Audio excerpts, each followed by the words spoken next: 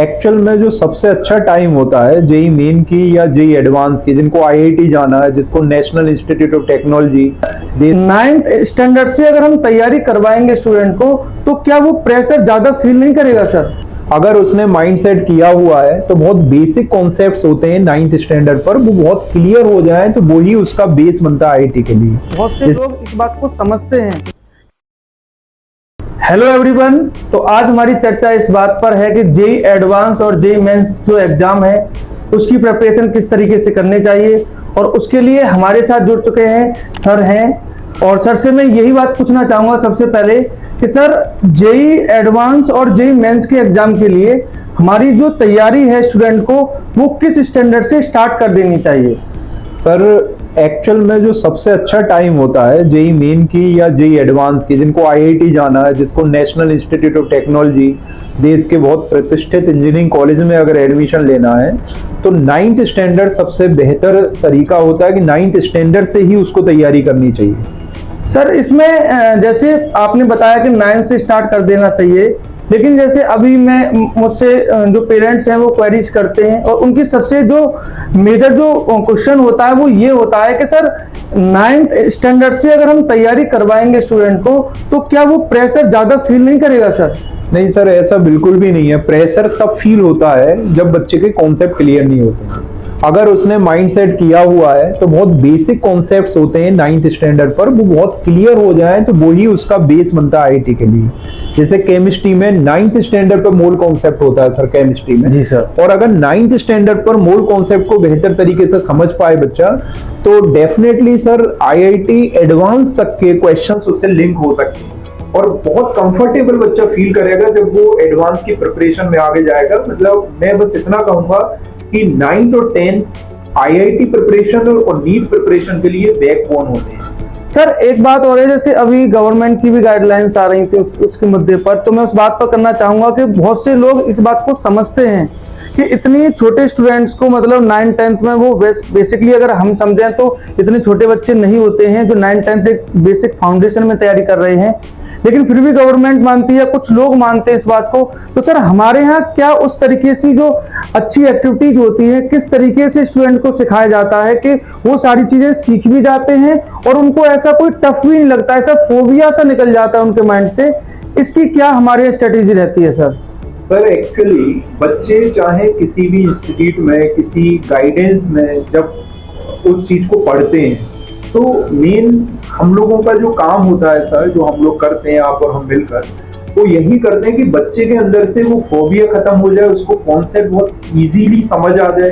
बच्चे को जरूरत होती है एक बेसिक गाइडेंस की। 9th और 10th स्टैंडर्ड पर भी बेसिक गाइडेंस की जरूरत होती है। अब गवर्नमेंट की गाइडलाइंस को मानते हुए इसमें क्या बेस्ट सॉल्यूशन हो सकता है, उसके लिए हम पेरेंट्स को इनवाइट करते हैं कि वो हमारे इंस्टीट्यूट में आ सकते हैं, हमसे मिल सकते हैं, और पूरी गवर्नमेंट की गाइडेंस का पालन करते हुए कौन कौन सी चीजें ऐसी होती हैं जो हमारी तरफ से उनको बताई जाए, जिससे उनके बच्चे का एक बेसिक फाउंडेशन तैयार हो, उसके लिए हम जरूर गाइड करेंगे। और इसके लिए गाइडेंस प्रोग्राम हम अपने यूट्यूब के माध्यम से भी जल्दी ही चला रहे हैं। हम एक इस तरह का अवेयरनेस प्रोग्राम भी चला रहे हैं, जिससे बच्चे के पेरेंट्स भी उसको देखें और समझ पाए कि किन किन बातों को हमें ध्यान रखना है, और खास करके अब जो गवर्नमेंट की गाइडलाइंस है उनका अनुपालन करते हुए।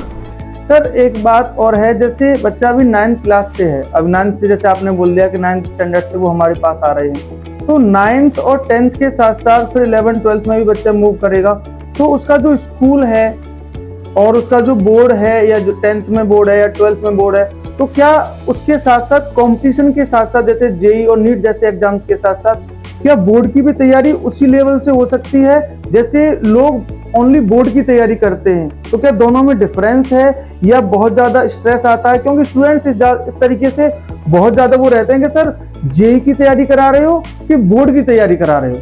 देखो सर, आपने जो सवाल पूछा है, और मुझे लगता है ये बहुत पेरेंट्स का सवाल होता है। एक्चुअली बस यही होती है, वो सिंपल वे यही है कि जब चीजें कॉम्प्लेक्सिटी की तरफ जाती हैं, मतलब सिंपल बात यह है कि अगर कॉन्सेप्ट सर क्लियर नहीं होता है किसी भी बच्चे का, तो उसको लगता है कि वो जेई का सॉल्व नहीं कर पा रहा है क्वेश्चन, या जेई के जो तरीके हैं पूछने के वो इसलिए सॉल्व नहीं कर पा रहा है, सिलेबस वही होता है, उसको इसलिए सॉल्व नहीं कर पाता, उसका कॉन्सेप्ट क्लियर नहीं होता। हम लोग केवल यही करते हैं कि उन चीजों को बड़ा सिंप्लीफाई कर देते हैं, तो वो बोर्ड में उतनी ही सहजता महसूस करेगा, जेई में भी उतनी ही सहजता महसूस करेगा। तो जेई और बोर्ड दोनों को ही बहुत सहजता से बच्चा कर पाएगा, तो कॉम्प्लेक्सिटी ना होकर हमें सिंप्लिसिटी की तरफ जाना। अगर ये काम हो जाएगा तो वो जितना कॉन्फिडेंस बोर्ड में फील करेगा उतना ही कॉन्फिडेंस, कम से कम उतना तो मैं बोल ही सकता हूँ, उससे ज्यादा ही कर सकता है। जब कॉन्सेप्ट क्लियर होते हैं तो और अच्छा लगता है उसके अच्छे चैलेंज लेने में, वो जेई में भी बिल्कुल करेगा। तो सर एक क्वेश्चन ये भी पेरेंट्स का रहता है कि जैसे जेई एडवांस की प्रिपरेशन कर रहे हैं तो क्या जरूरी है कि क्लास 9 से ही बच्चा अवेयर रहे, या इतने मतलब कॉम्प्लेक्स एग्जाम्स होते हैं कि 9th क्लास से या 11th क्लास से अवेयर रहे, या ये नहीं है कि आप पहले क्लास 12th को बहुत अच्छे से कर लें उसके बाद 1 ईयर का ड्रॉप लेकर इसके बारे में सोचें सर? तो सर हम और आपका यही फील्ड रहा है जी सर, और हमने देखा है कि जो स्टूडेंट्स हैं जिन्होंने 9th से फोकस किया हुआ होता है, जिनका 9th 10th का बेस अच्छा होता है, तो वो डेफिनेटली बाकी से लीड करने वाली सिचुएशन में पहले दिन से ही होता है। जी सर। बाकी जो स्टूडेंट्स होते हैं तो हम लोग क्या करते हैं सर, हमारे पास कोई 2 ईयर का स्टूडेंट आता है तो हम उसको 9th 10th का फाउंडेशन कराते ही हैं जी। क्यों कराते हैं? हम उसको 1 महीना एक्स्ट्रा देते हैं, जिससे हमें पता है कि ये कॉन्सेप्ट उसके अगर अच्छे होंगे तो वो हमारे साथ में बहुत अच्छे से वो फॉलो कर पाएगा, उन चीज़ों को समझ पाएगा, और जब बच्चे के कॉन्सेप्ट बाई कॉन्सेप्ट जुड़ जाते हैं तो वो एक्स्ट्रा ऑर्डिनरी कर सकता है, यानी उसकी मेहनत का सही परिणाम तभी मिलता है। इसीलिए सर हम लोग क्या करते हैं, जब भी कोई बच्चा होता है तो 11th में आता है तब भी हम उसके 9th 10th के कॉन्सेप्ट पहले क्लियर कराते हैं। तो मैं तो सर यही सुझाव दूंगा पेरेंट्स को कि अगर 9th 10th से कहते हैं जब ज्यादा तब सवेरा, अगर 9th 10th में आपके बच्चे हैं तो अभी से उनको मोटिवेट करिए।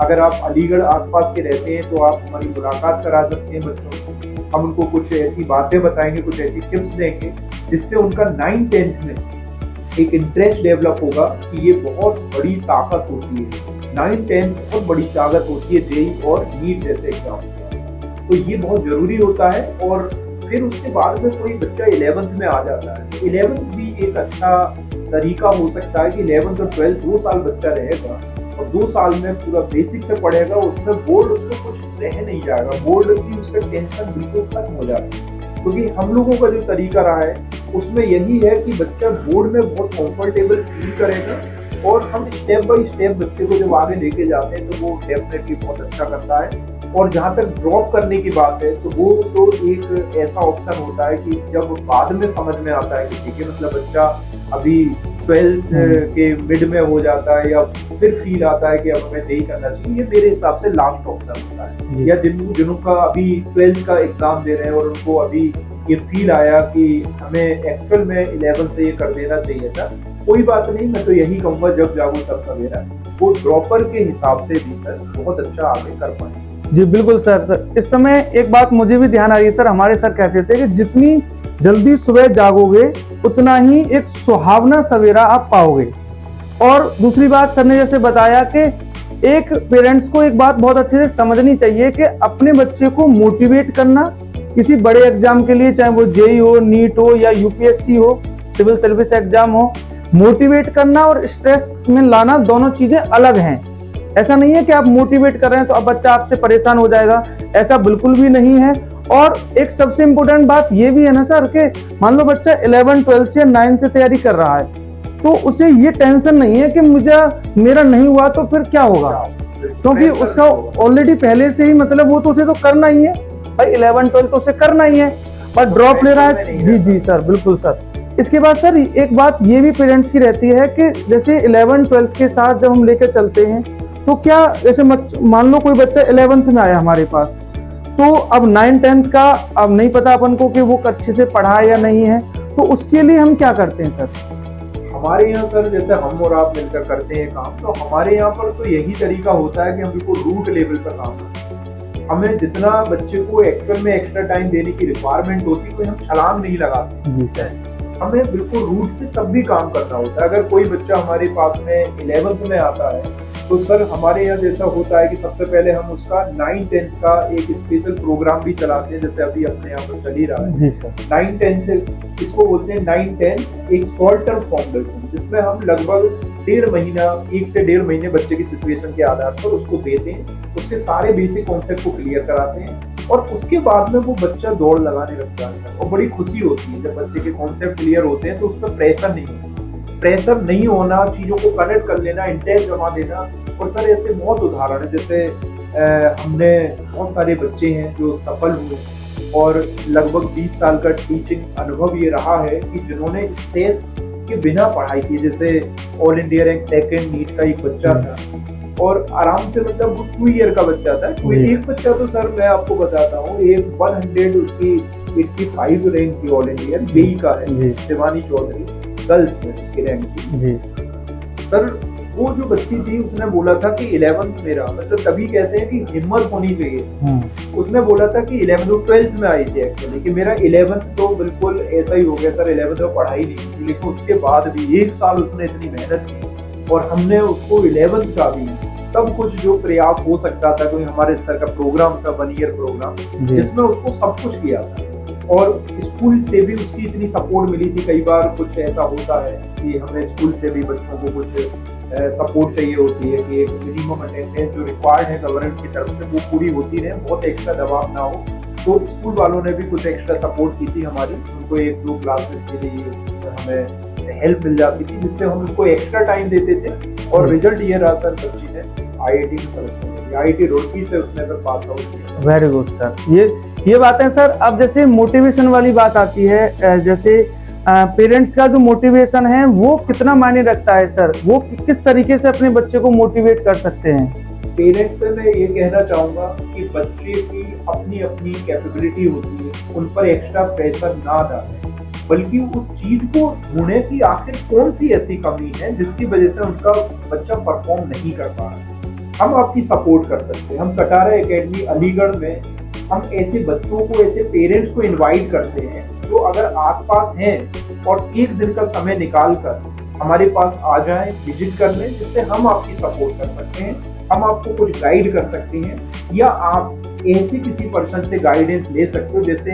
हम इसलिए कह रहे हैं कि हमारा यही काम रहा है, बहुत रिजल्ट निकले हैं, काफ़ी अच्छी रैंक्स निकली हैं और बहुत बड़ी संख्या में बच्चे सफल हुए हैं। तो हमें लगता है कि हम एटलीस्ट आपको इतना गाइड जरूर कर पाएंगे जिससे आप अपने बच्चे की जो एक्चुअल चीजें हैं वो जान पाएं। इसमें हम आपकी मदद कर सकते हैं और हमें खुशी होगी। बस इतना जरूर कहेंगे कि अननेसेसरी दबाव ना डाला जाए, सॉल्यूशन ढूंढा जाए। सॉल्यूशन हमें तब मिलता है जब हमें पता हो कि प्रॉब्लम क्या है सर, और जब प्रॉब्लम ही नहीं पता हो, हम केवल कंपेयर करते रहते हैं कि उसके मार्क्स अच्छे हैं, बेटे के मार्क्स या बेटी के मार्क्स अच्छे नहीं, क्यों नहीं है, सबसे बड़ा क्वेश्चन ये है। आखिर उसने अगर क्लास ली है तो क्या ऐसी वजह रही है कि उसको समझ नहीं आया, तभी उसके मार्क्स नहीं। तो उस लेवल पे काम किया जाए तो बच्चे दौड़ते हैं सर। जी सर, बिल्कुल सर। और अब लास्ट में मैं यही कहना चाहूंगा सभी पेरेंट्स से और जो भी बच्चे भी देख रहे हैं मुझे, कि सर और मैं हूँ और भी जो हमारी टीम है, क्योंकि हमारी टीम जो है वो पूरा अच्छी तरीके से डेडिकेट है और इस तरीके से जेई और नीट डिपार्टमेंट में बहुत अच्छे से हम परफॉर्मेंस करवा रहे हैं स्टूडेंट से। लास्ट में जिस बच्चे को किसी भी तरीके की कोई क्वेरी है, चाहे वो कहीं पढ़े, कैसे भी तैयारी करे, उससे कोई फर्क नहीं पड़ता, लेकिन अगर आपको किसी भी तरीके की कोई भी प्रॉब्लम है तो आप हमारे पास आ सकते हैं, सर से डिस्कस कर सकते हैं, सर से एडवाइस ले सकते हैं। हाँ बिल्कुल, हम और सर फिजिक्स के बहुत ही शानदार फीडबैक रहता है, सर का बहुत ही शानदार फैकल्टी है। तो सर मैं केमिस्ट्री का हूँ, मैं केमिस्ट्री पढ़ाता हूँ, तो हम लोग मिलकर आपकी जो भी समस्या है उसका हम खुशी होगी हम लोगों को कि आपका सॉल्यूशन कर पाए। और बच्चे की किसी भी तरह की ऐसी रिक्वायरमेंट होती है, अगर आप बच्चे की अलग से भी, बच्चे कई बार ऐसा होता है पेरेंट्स इस दुविधा में रहते हैं कि बच्चे के साथ में ऐसा डिस्कशन करेंगे, हमें कुछ और लगता है, बच्चे को ये ना पता चले, हम जानना चाह रहे हैं कि वास्तविकता क्या है, तो हम ऐसे पेरेंट्स को भी बिल्कुल इनवाइट करना चाहेंगे कि वो हमारे यहाँ पर आए और हमसे डिस्कशन करें, हम उनका जरूर सॉल्यूशन कर पाएंगे। जहाँ तक हमारा प्रयास होगा वहाँ तक हम करेंगे।